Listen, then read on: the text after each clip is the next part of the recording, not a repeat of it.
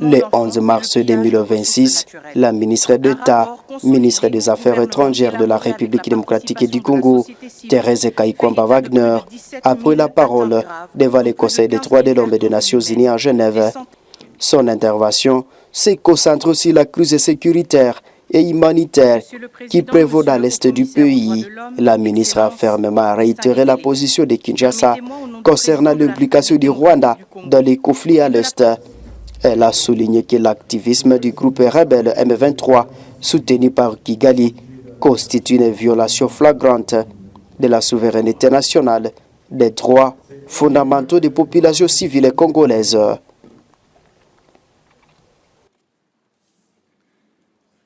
Monsieur le Président, Monsieur le Haut-Commissaire aux droits de l'homme, Excellences, distingués délégués, permettez-moi, au nom du Président de la République démocratique du Congo et de la Première ministre, de vous féliciter pour la conduite de cette 61e session.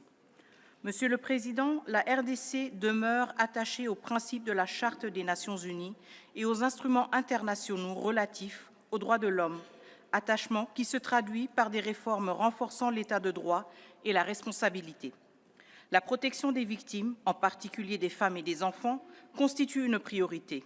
Elle se traduit notamment par une politique de tolérance zéro contre les violences sexuelles liées au conflit, des poursuites et des procès engagés et la mise en place d'un mécanisme institutionnel de réparation consacré par la loi relative à la protection et à la réparation des victimes qui a institué un fonds dédié afin de restaurer les droits et la dignité des victimes.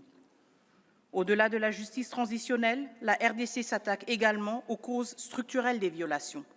La création d'un tribunal pénal économique et financier vise à poursuivre les crimes économiques et la corruption qui privent les populations de leurs droits fondamentaux. S'agissant de l'exploitation de ces ressources naturelles stratégiques, mon gouvernement exige le respect des normes internationales et des principes directeurs des Nations Unies relatifs aux entreprises et aux droits de l'homme. L'État veille à la responsabilité de l'ensemble des chaînes de valeur.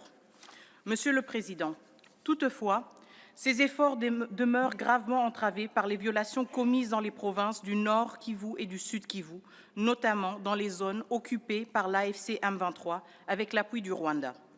Les rapports du groupe d'experts des Nations Unies, la mission d'établissement des faits et la résolution S-37-1 ont établi la gravité des violations et décidé la création d'une commission d'enquête indépendante.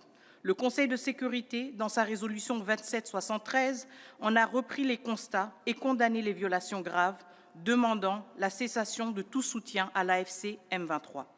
Dans ces provinces, les violations documentées comprennent des assassinats, des violences sexuelles utilisées comme armes de guerre, des déplacements forcés, l'enrôlement d'enfants et le pillage de ressources naturelles.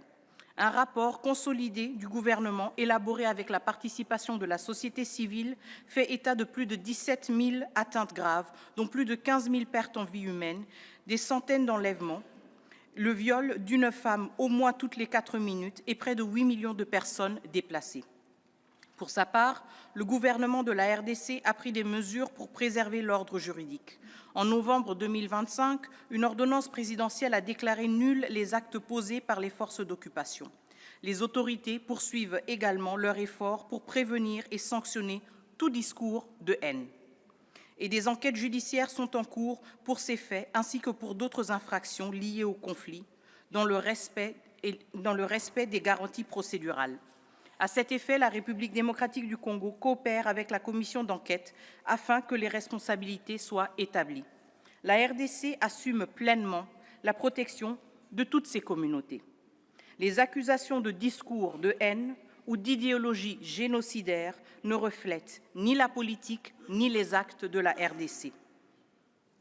La protection alléguée d'une communauté ne peut servir de fondement à une violation grave du droit international ni à une occupation illégale. Les États responsables s'en remettent aux instruments multilatéraux pour faire valoir leurs préoccupations. Ils ne substituent pas la violence au droit. Monsieur le Président, les défis auxquels nous faisons face ne sont pas uniquement financiers. Ils traduisent une érosion du multilatéralisme et des principes de notre ordre international. Les restrictions budgétaires en sont la conséquence, non la cause. Le système des droits de l'homme, indissociable de la paix et de la stabilité, ne doit pas être affaibli. Fragiliser ces mécanismes de protection, c'est compromettre la paix et l'avenir collectif. Face à des défis traditionnels et nouveaux, tels que l'intelligence artificielle et la cyberviolence, le Haut-Commissariat a besoin de moyens à la hauteur de ses responsabilités. L'exécution des mandats confiés par le Conseil constitue un indicateur de notre détermination collective. La commission d'enquête indépendante établie par la résolution S37 en est une illustration concrète. Son opérationnalisation ne saurait être différée si nous voulons préserver l'autorité du système de protection des droits de l'homme.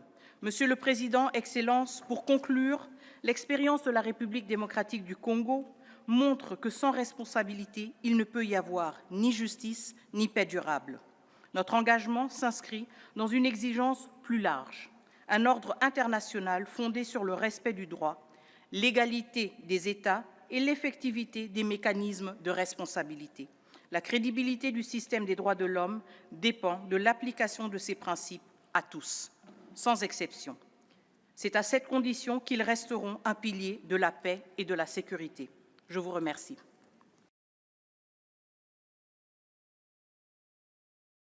L'intervention s'est conclue par un appel à une action plus concrète du Conseil des droits de l'homme. La ministre a demandé que le monde ne détourne pas le regard de la situation à RDC au profit d'autres crises mondiales, soulignant que la stabilité des Grands Lacs est un enjeu de sécurité internationale. Monsieur